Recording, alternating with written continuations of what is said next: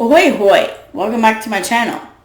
Today I figure I will review Underworld's 5 monster volcano eruptions caught on camera and 5 super volcanoes you should be worried about. Now I did get permission from this channel to do so, and I will link his channel in the description box so you guys can go to his channel, show him some love, subscribe to him, as well as subscribe to me. So his channel basically deals with the 5 top list of things, whether it's like something like 5 monster volcanoes caught on camera or 5 worst hurricanes or something like that. And he doesn't just do natural disasters, he does other things too.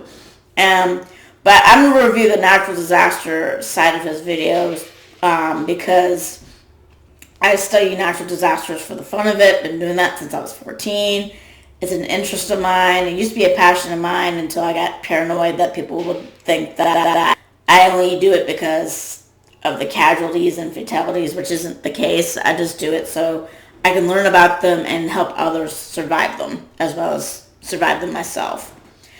Now, I do want to point out, if you hear anything in the background like you just did, that is my daughter. She's home from school today. She's not feeling good, so if you hear anything or see anything, that's her, although she's been instructed to not to interrupt me when I'm doing this video. So hopefully she's just chilling in the other room watching TV and stuff. So yeah, only time she should interrupt me is if something's on fire or she's choking on something. That's about it. Alright, so let's do this. I have never reviewed another YouTube channel before. I don't think I have. Maybe I have before. I'm not sure. I don't think I have. I think I just reviewed a video that I did myself years ago. So yeah, this is the first YouTube channel I'm reviewing. So let's get into it. So here we go. Sorry about that.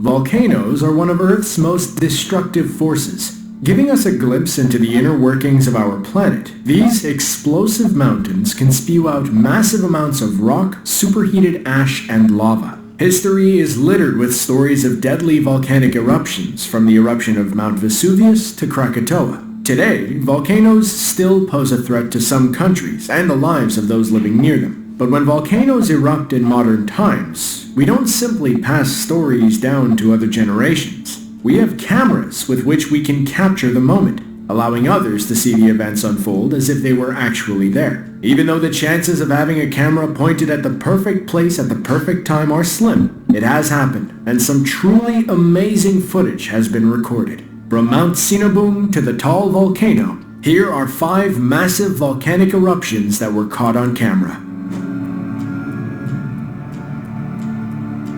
Papua New Guinea is a country that is packed full of active volcanoes. With a count of 94, it has the most active volcanoes of any other country in the South Pacific. While Australian couple Phil and Linda McNamara were on vacation there in 2014, they had heard that there would be some possible volcanic activity happening near Mount Taverver, one of the country's most active volcanic sites. Jumping at the chance to see it, they got on a boat to see if they could get a closer look. They got their wish and captured the mountain erupting.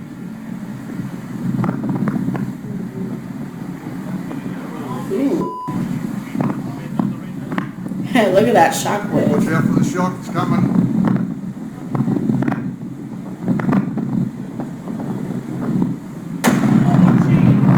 Damn. This volcano has a history of eruptions. Some of them have been very violent and deadly. Most notably in 1994, when Mount Taverver erupted and buried the nearby town of Rabaul in ash. Luckily for the McNamaras, this eruption wasn't quite as large. Nonetheless, it was still amazing. The initial explosion sent an ash cloud spewing upwards as the explosion's shockwave tore across the water. You can even see the clouds above start to move as the shockwave pushes them away. 12 seconds later, it hit the boat with a loud bang. Even as the shockwave passed, the film continues to roll, capturing the mountain in all of its glory. There's an ad about to start, so I don't want to show that. Indonesia is no stranger to volcanic eruptions, home to one of the deadliest volcanoes in... Tap it, tap it, tap it, tap it, tap it. I just don't want the ads to be shown or anything.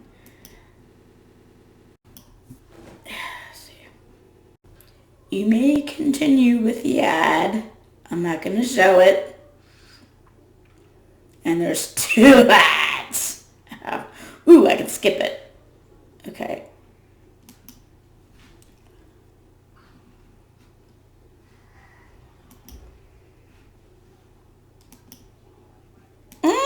Missing some of it.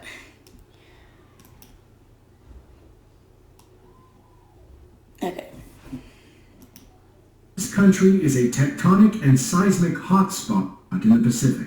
One of these many volcanoes on this island erupted on August 9th, 2020 in spectacular fashion. Luckily, the locals, who were not hurt, were able to capture it on video.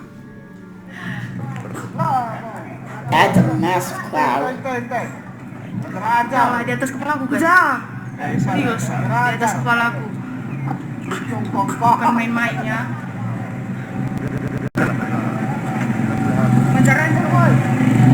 Bukan main-main.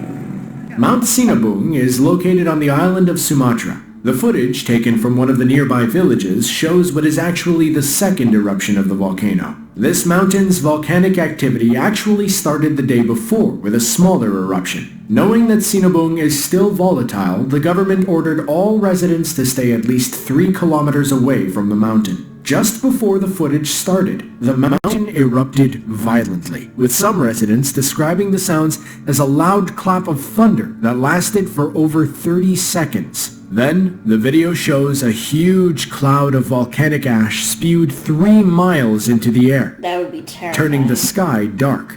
Ash was spread across hundreds of miles of land, covering cities and villages in a thick layer of ash up to 15 miles away. It was the first time Mount Sinabung had seen any activity in over a year.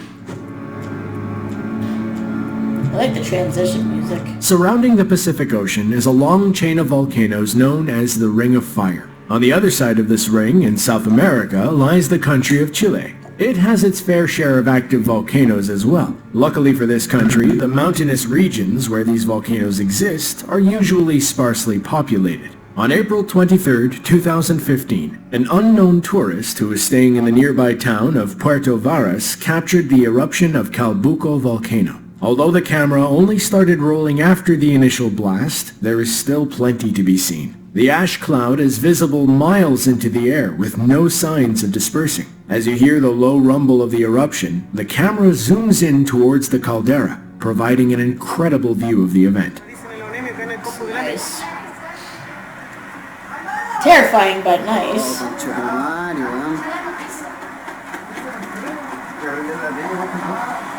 See where? Nice shot. The video ended shortly after, but the eruption itself continued for some time. Later that afternoon and evening, the eruption went from being mostly ash and gas to rock and lava. Everything was destroyed for miles around the volcano, and the landscape was illuminated by the orange glow. Even more spectacular were the reports of lightning sparking in the ash clouds during the eruption. Because there were very few people living in the vicinity of Calbuco volcano, there were no deaths and very little property damage. Hold on. I gotta mute this so... I'm just gonna show the ads, but I'm not gonna play the music or the sound to them because it would become a big pain in the ass, and let's admit it, I'm not professional enough to actually do that yet. I'm still learning the ropes of using a camera.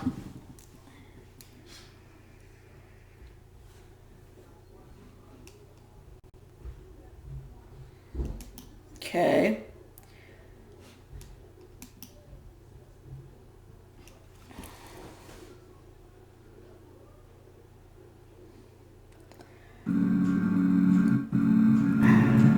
Back on the other side of the Pacific Ocean, we will visit the Philippines, another volcano-rich country in which eruptions are not an incredibly uncommon occurrence. On one of the many islands around the Philippines lies the Taal volcano. Although it had been active in recent history, the volcano had laid quiet for 47 years, but that changed on January 12, 2020. That day, the tall volcano exploded with tremendous force, sending gases, ash, and lava high into the air. But this would prove to be a bit of an unusual situation. In the days and weeks that followed, the eruption dropped a layer of unusually wet and heavy ash on the surrounding landscape.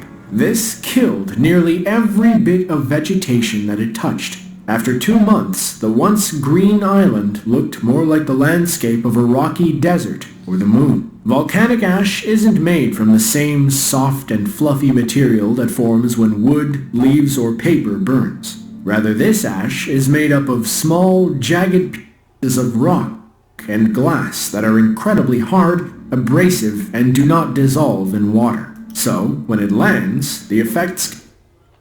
To add to that, you don't want to inhale this shit. Because when it mixes with the moisture in your lungs, it becomes almost like cement.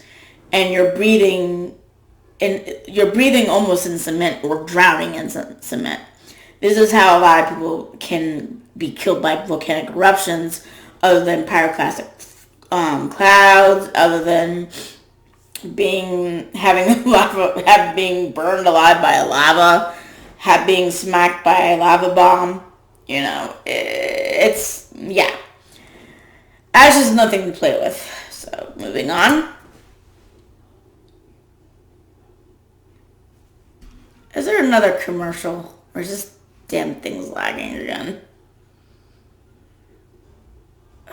For some reason, I'm having issues with the internet connection. Can be disastrous for plants, animals, and humans alike. The tall eruption was especially problematic because the ash became wet enough to turn into something like mud before drying and hardening into a cement-like state. Sadly, this particular eruption was not without fatalities, and many nearby economies also suffered a great deal. It's unfortunate how quickly Mother Nature can impact an area or person's way of life.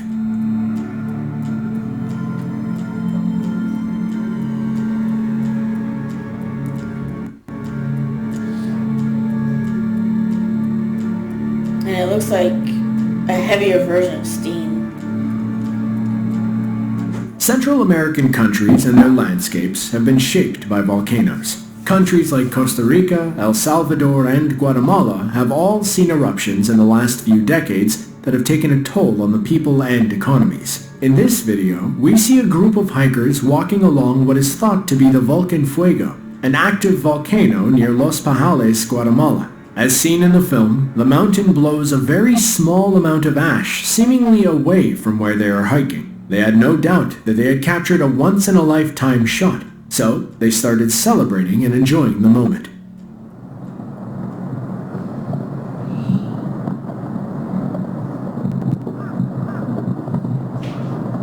Brave people.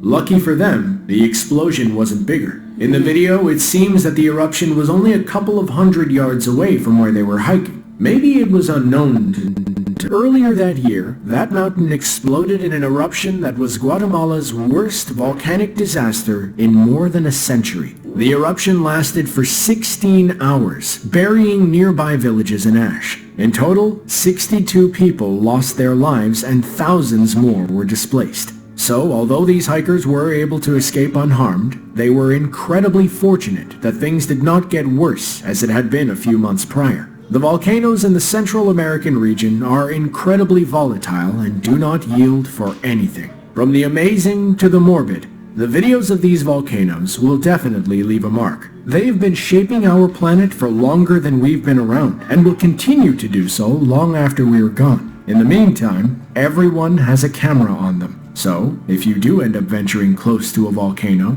have your camera ready. You never know what you'll capture. To see another video about natural disasters, be sure to click the link on screen now. Otherwise, thanks for watching, and we'll see you in the next one.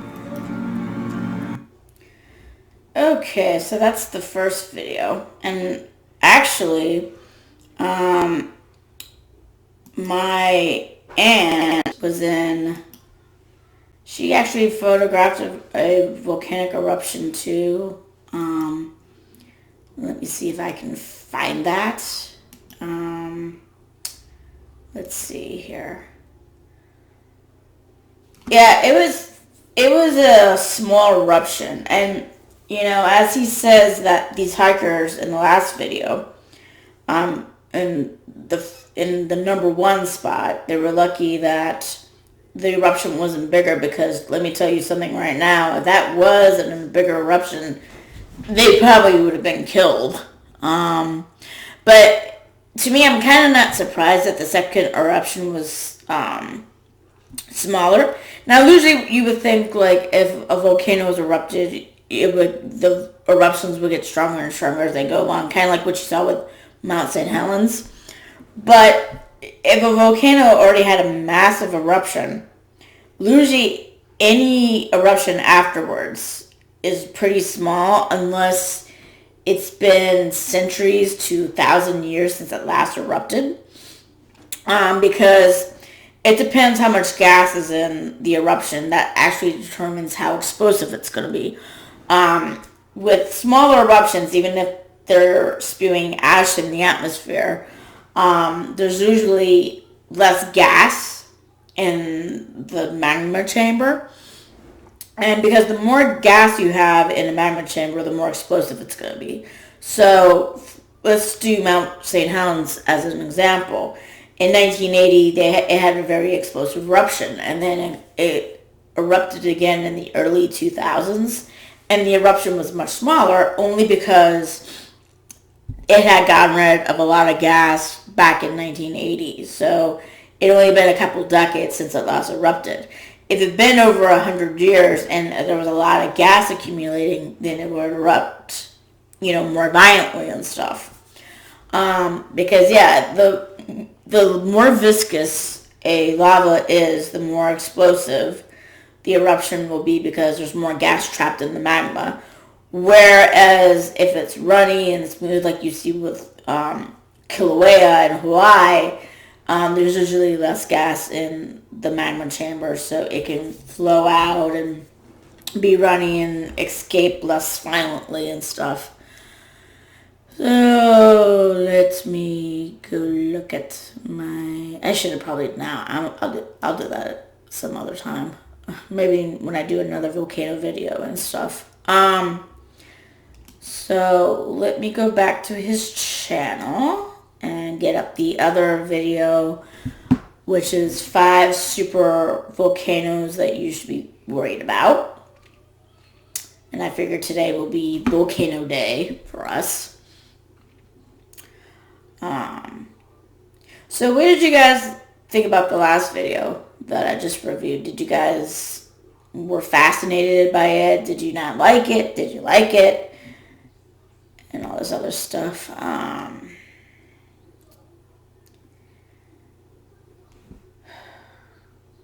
don't know why the hell my computer's lagging like crazy lately. It's getting annoying.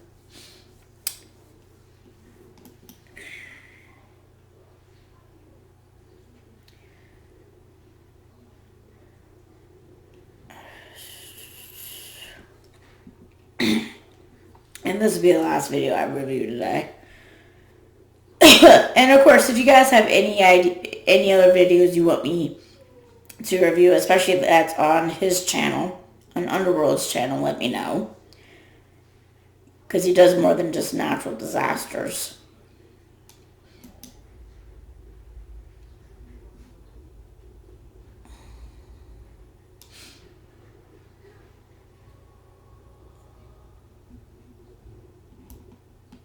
Okay. And I won't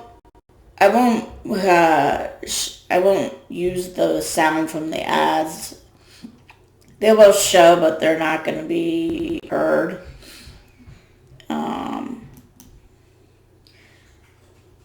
Because they're not my ads to play. Because my channel is definitely not monetized. If you subscribe to me, it will be monetized eventually. Okay, let's do it to it. So, first let me change it back. There we go. Sorry about that. I'll find a way to do it better eventually. As I said, I've only been using this kind of webcam since January. Alright guys, now we're going to watch 5 super volcanoes you should be worried about. So here we go. Planet Earth is definitely a beautiful place to live. Nearly every corner of the planet has some feature which inspires awe and wonder. Oftentimes, though, we don't realize that we are looking at the results of a particularly violent event in our Earth's geological history. For example, while our Earth was still in the process of forming, the surface was full of all types of volcanic activity. Some of these were large enough to even alter the geography of the land around it. Although this type of activity has become less common in recent history, it is possible. Today, our planet faces some of the same threats that existed millions of years ago. The way that our planet works has not changed. Around our planet lie several supervolcanoes, sometimes in rather unassuming places. And many scientists agree that a few of these massive volcanoes are overdue for an eruption. From Lake Taupo to Yellowstone, here are 5 supervolcanoes that could end life as we know it. I'm already getting my first. Starting on...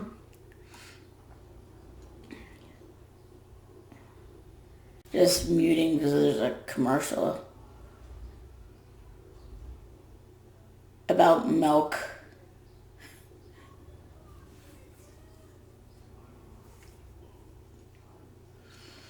My Swedish audience would understand what the words in Swedish mean.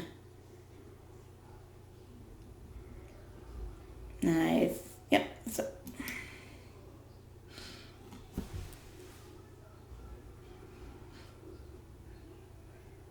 Okay. So it's a New Zealand. Pacific Island country of New Zealand, in the middle of North Island, lies Lake Taupo. It rests in the caldera of Taupo Volcano, the region's supervolcano. The first of its numerous eruptions occurred 300,000 years ago. However, its most recent super eruption, known as the Orua Nui eruption, was a mere 26,500 years ago, and is the one that is responsible for the shaping of the caldera in which Lake Taupo sits. This volcano is unique in that it is made up of multiple volcanic vents which can produce separate eruptions. There was an eruption known as the Hatepe eruption that occurred sometime between AD 180 and 233, which ejected nearly 29 cubic miles of material. 7.2 cubic miles of this material was ejected in the span of only a few minutes. While it doesn't quite qualify as a super eruption, it definitely does make the Hatepe eruption the most violent eruption in the last 5,000 years. What is the outlook for this volcano? How safe are we? Well, there is a little bit of concern here. Taupo is not dormant. It is active, spewing small eruptions from time to time. However, it has a pattern that can be followed, which shows that on average there is a major eruption every 1,000 years. But it has been about twice that long since the last major eruption. If this pattern is accurate, that means there could be cause for concern. The scariest prospect, though, is the possibility of a super eruption. Should that happen, major global effects would be felt that could possibly spell trouble for humanity. Well, One of the most beautiful and peaceful... Okay. I'm a little confused. If this volcano is active in the sense that it has eruptions, I mean, even though a big eruption is long overdue for it, if it's been having smaller eruptions, why would it lead to a supervolcanic eruption? Because a supervolcanic eruption is usually massive. It's it's like a VE8 on the eruption scale. So yeah, I mean, as they're about to show, I mean, they're talking about Yellowstone. Yellowstone is a perfect example because it's been 600 and what's the figure? Over 640 to 650,000 years ago since it last erupted. And there have not been any small eruptions. Yes, you know, it releases gas and some pressure on some level. Like you get the guys are Old Faithful, and then get a little mud puddle, a little mud, what do you call them? What the hell do you call them? Anyway, you got a lot of hot springs and mud springs and all this other stuff. But, I mean, that's one thing because Yellowstone doesn't typically have small eruptions like this other volcano mentioned does. So, if this has more eruptions than, say, Yellowstone, why would it lead to a super eruption if it's been having small eruptions over the last 1,000 years, even though there hasn't been one big one? Because it's, like I said, in regards to the other video, it's still relieving gas from the magma chamber. That's why eruptions are so violent. Like, when you get into the VE5, which is what Mount St. Helens was in 1980, as well as Mount Vesuvius and all this other stuff, the more gas you have in the magma chamber determines how explosive the eruption will be. And if there's eruptions over the course of, say, 1,000 years, even though they're small, you would think that they'll be relieving pressure off the magma chamber. So next time it erupts, it would only be like a ball, what is it called? It's not balsamic, no. It won't be the same kind of eruption that Kilauea normally does, where you just have the runny lava flowing and stuff.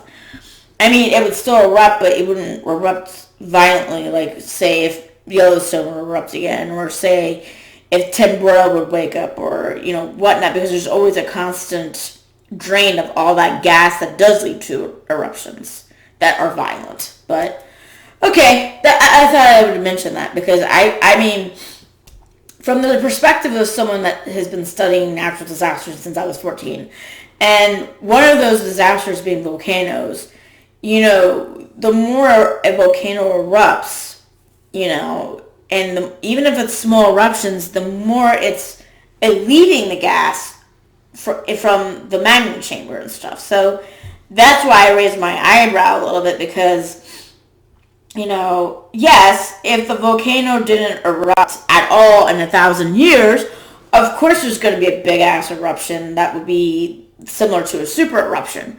But from what he described, you're not having that here. You're having a volcano that's having smaller eruptions still, which means that it won't lead to a super volcano. At least right now.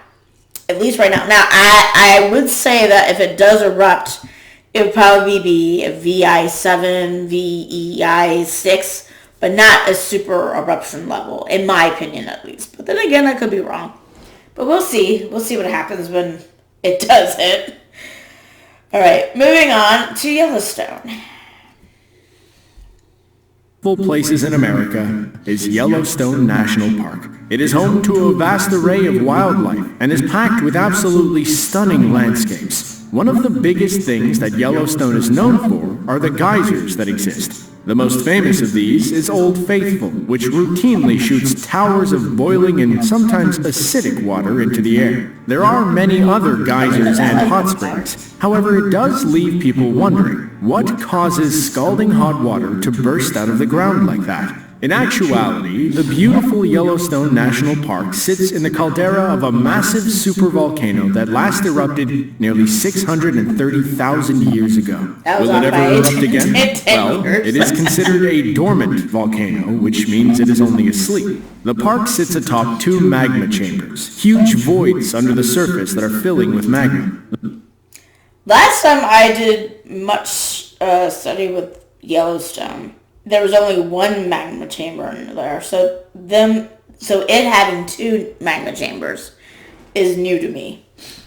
But then again, I haven't really studied Yellowstone much, probably since the early 2000s when the supervolcano movie came out that had a hypothesis plot of what would happen if Yellowstone did erupt. But at that point, they only thought that it was one magma chamber. So the fact that he's saying now there's two magma chambers, that means things have changed in the last 5 to 10 years from when I last studied about Yellowstone. Just thought I'd point that out. Come on. on. The most shallow of these chambers is the most concerning to scientists. It is incredibly massive, measuring about 55 miles long and 25 miles wide, and yet it only sits between 3 and 10 miles beneath the surface. I'm going to call it real quick. Is it Norse? Is it under where Norse is?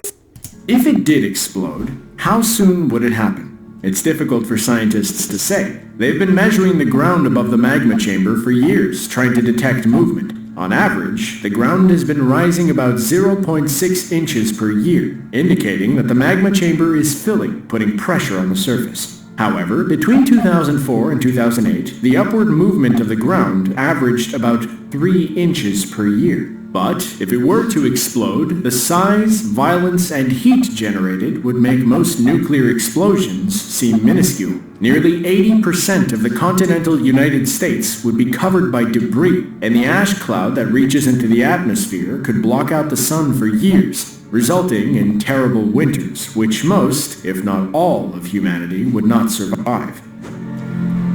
Hold on, I need to mute this so I could play the ad.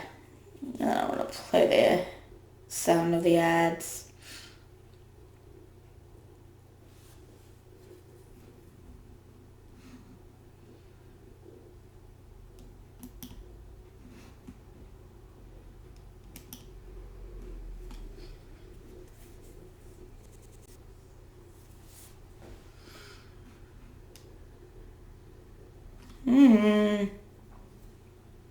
I command you to start.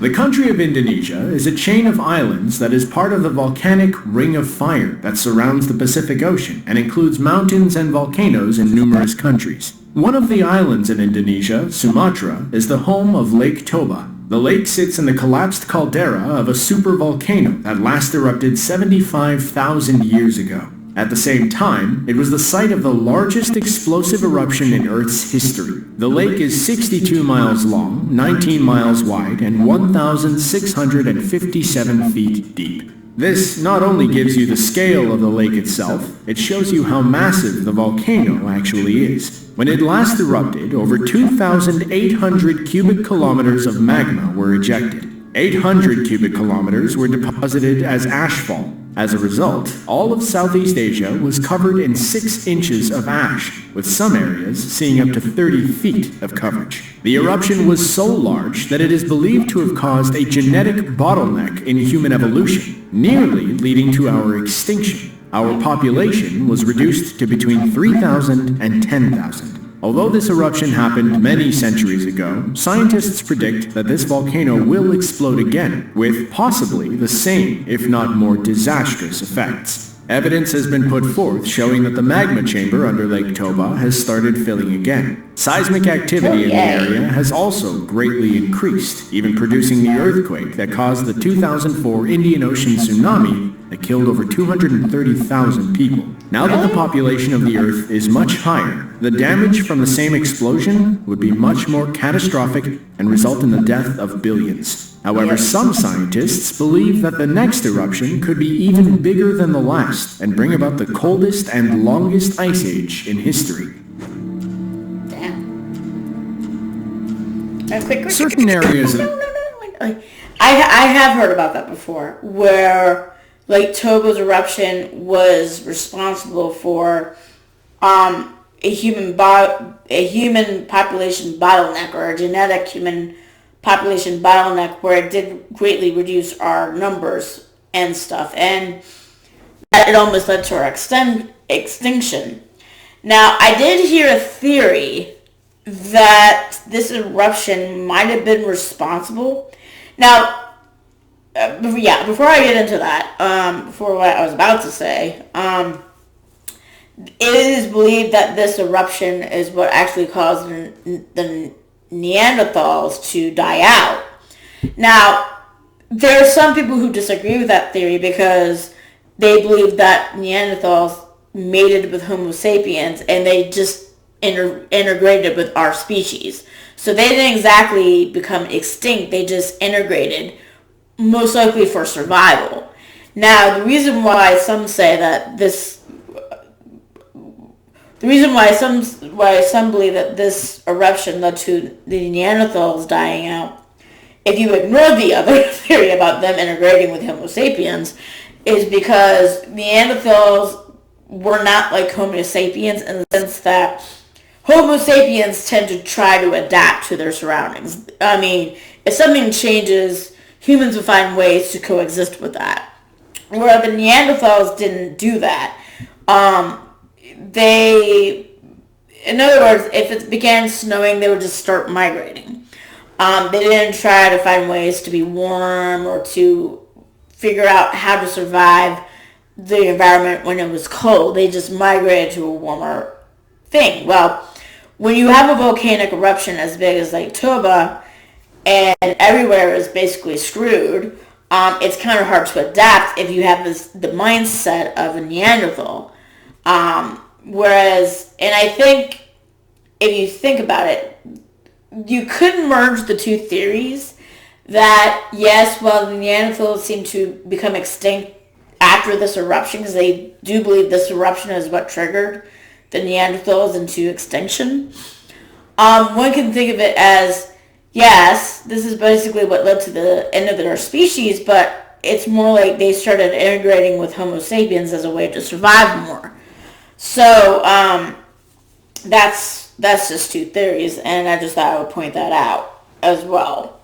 So it was just, I think both species did that as a way to survive and stuff, because if you had a big chunk of people die from a super eruption in both Neanderthals and Homo sapiens, you would want to try to reproduce, even if it wasn't somebody that was 100% your species.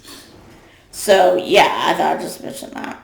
And like I said, these are theories. They're not exactly 100% facts yet. They're still being debated on some level.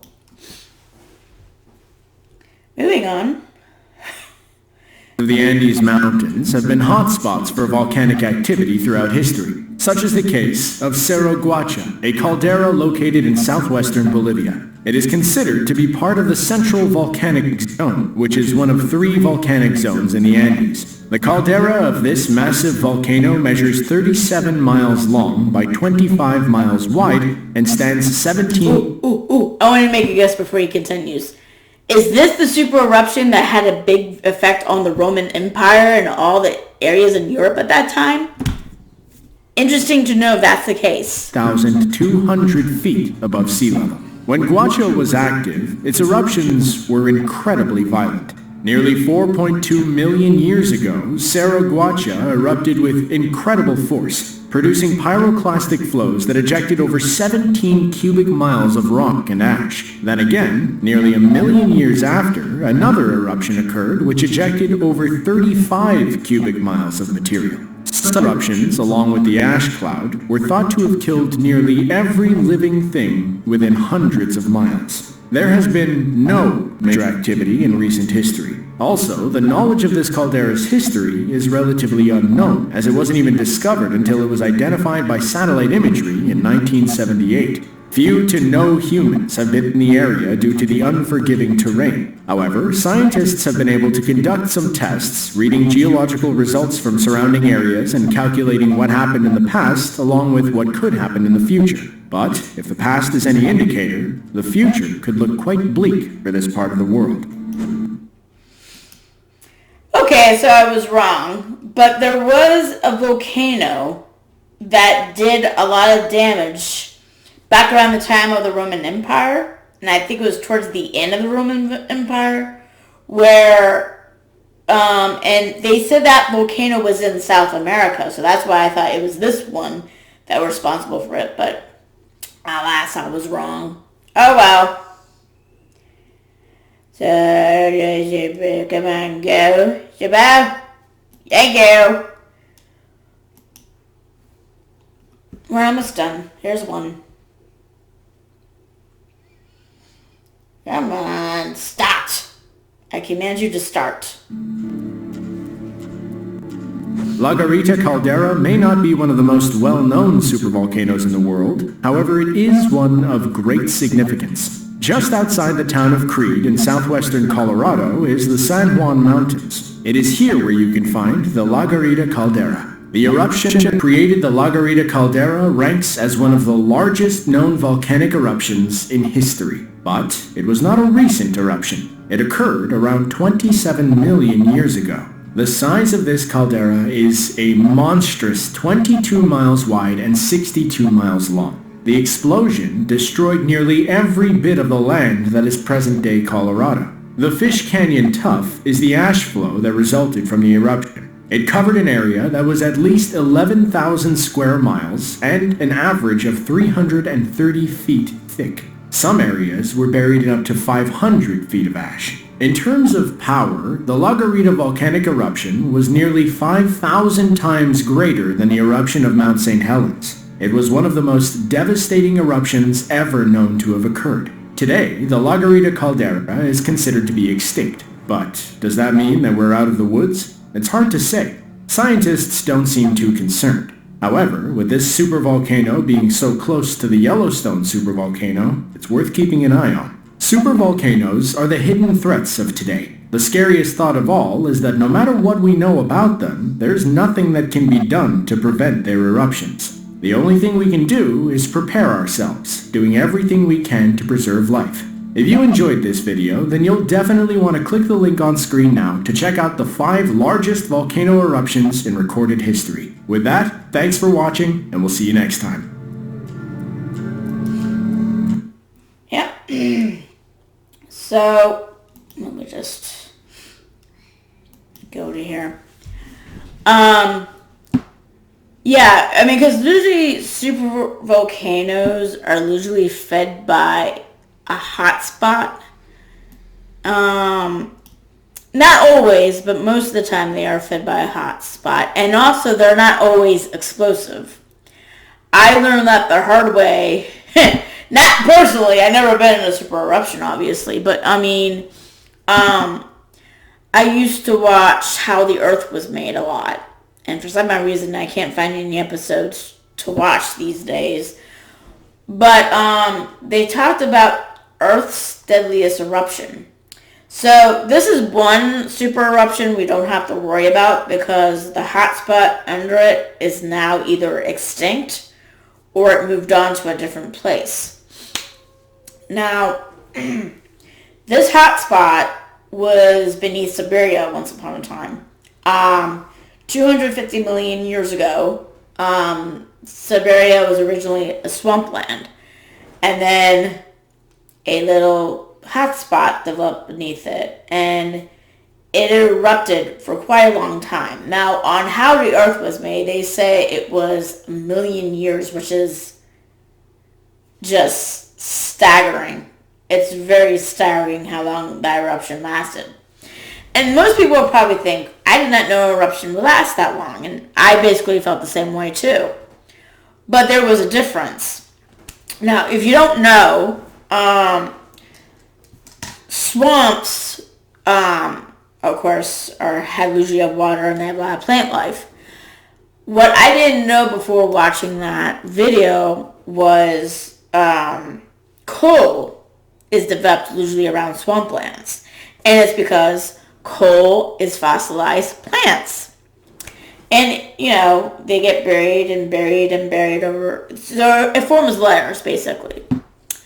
Well, when the hot spot developed underneath Siberia, it burned through these layers, which is one of the reasons why the eruption lasted longer than normal.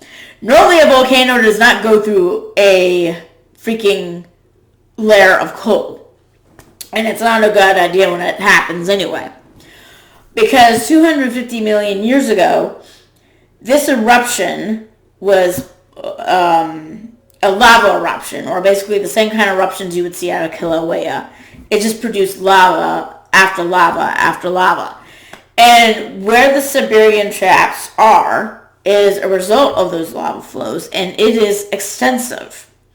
And it could also explain why Siberia has really strange weather to this day, where it gets really hot during the summertime and really cold during the wintertime. In fact, this place is where the Soviet Union used to exile people to. For that reason, because That place has very abnormal weather, even compared to the rest of Russia.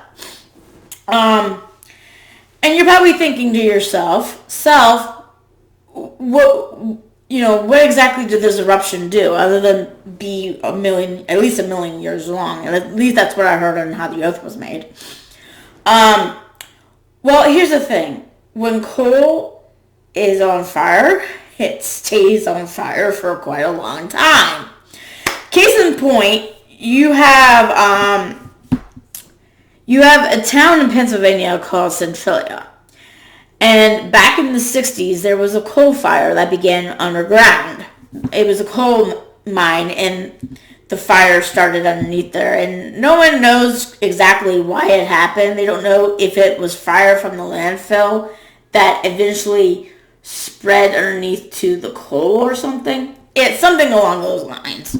But anyway, overall, they don't know exactly why the mine caught on fire. Well, the fire started in the 60s, and the fire is still going on right now. Yeah. So, the coal beneath Centralia has been on fire basically since 60s, so that's what? Nearly 60 years. So, just to give you guys a taste of how long coal fires can last.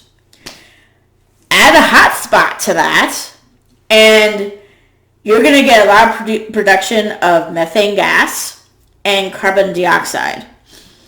And in large quantities, it's not good for the planet, because the methane traps the heat. Both methane and carbon dioxide, and large quantities of carbon dioxide, will trap heat into the Earth, and the Earth basically becomes too hot to handle. So, other than the emitter areas that were destroyed by the eruption, like from the lava flows, you got plant life being destroyed, you got animals being destroyed. So if you go beyond Siberia and the surrounding areas from where the eruption was, the climate starts to get affected by the output of methane and carbon dioxide that the coal is producing underneath the volcano and stuff, or that the hot spot is burning through. And so everywhere else you get a shifting climate, which is most likely hot because, like I said, methane and large quantities of carbon dioxide will trap shit in the Earth, like usually warm weather. And plant life starts to get killed. Then it's animals. And then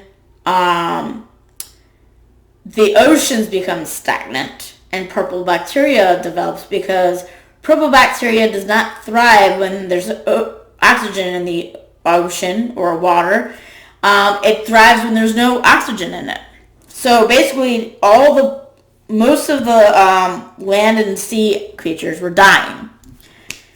This eruption killed 95% of life on the planet. This is the great, I think we call Permian Extinction.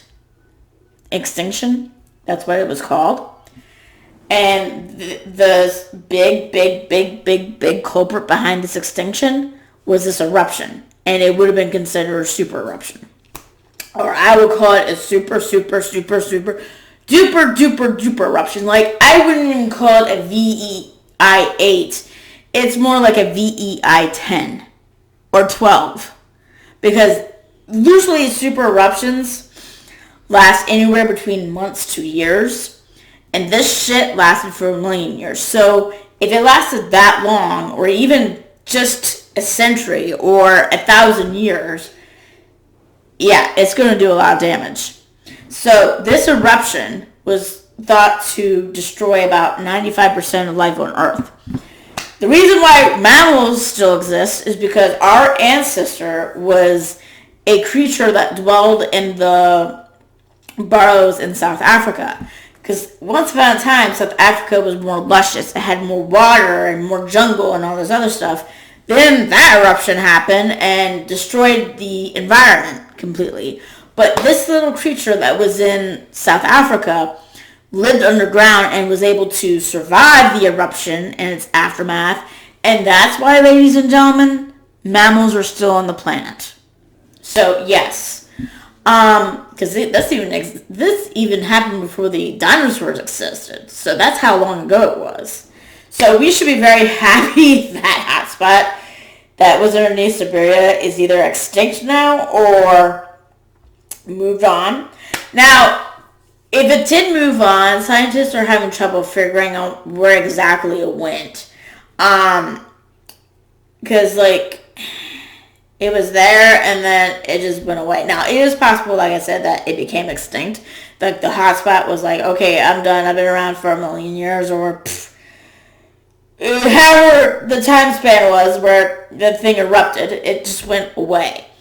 Now, if it did go somewhere, I have two theories about where it went. Now, I'm going to stress the word theories. These are theories. These are not facts. These are theories. Theory number one, the hotspot that was beneath Siberia initially is now the same one underneath Iceland, because it produces the same kind of eruptions where it was lava eruptions. And this is most of the time. Now, not every single eruption in Iceland is a lava eruption. Laki is the most famous lava eruption that really changed the climate of the world in the 1700s, 1790, I want to say, or 1703. 1703, I think. It was somewhere in the 1700s. So Laki produced a lot of lava. But then you have other eruptions in Iceland that are also ash eruptions. Case in point, in the last 10 years, you had one that I can't even pronounce the name. It starts with an F. That one was an ash eruption, but it wasn't a huge one. It wasn't a major climate changer like you can get with some of these other eruptions like Tambora, Krakatoa, Laki, and even Pinatubo. But then, let's see. My other theory, too, about where this hotspot ended up is the one underneath Hawaii. And the reason why I also say that one is possible is because when there was somebody that went underneath the water, and it was in some sort of submarine or something, or some sort of underwater observation machine or something, and they noticed that there was mountains under the water in the ocean going from Hawaii all the way up until Russia. And so it made me think, well, maybe this hotspot used to be under under Hawaii, that used to belong under Siberia. Because, like with the possibility that it might be under Iceland too, people don't seem to know that we are on tectonic plates. We move over the planet, over the Earth's crust. So if there's a hotspot, the hotspot doesn't go anywhere. It stays where it is. But the land still goes over it, and depending when it wants to be active, it can just burst through. Now, I do think the one underneath Iceland may not be the one under Siberia, only because there's no, tracks of mountains leading from Russia all the way to Iceland in that path. There's more of a path going from Hawaii to Russia than there are from the other way around. But I don't think a lot of scientists are confident that it's the same hotspot that was underneath Siberia, though. I think a lot of people just basically accepted that the hotspot just burned out after a while, which is probably the most plausible case. But if it did move, it's probably either underneath Hawaii or Iceland, and doesn't produce strong eruptions like it wants to, because it's underwater, and being underwater kind of hinders its power more. But that's a theory I have. I'm not saying this is fact. This is just a theory that it could be the same hotspot underneath Hawaii, but who knows? Well, and that's one hotspot we don't have to worry about when it comes to super volcanoes. So yeah. Anyway, if you like this video, hit like. If you subscribe, I'll be happy. Please go to Underworld's channel, give them some love and support, and I'll see you guys later. Bye-bye.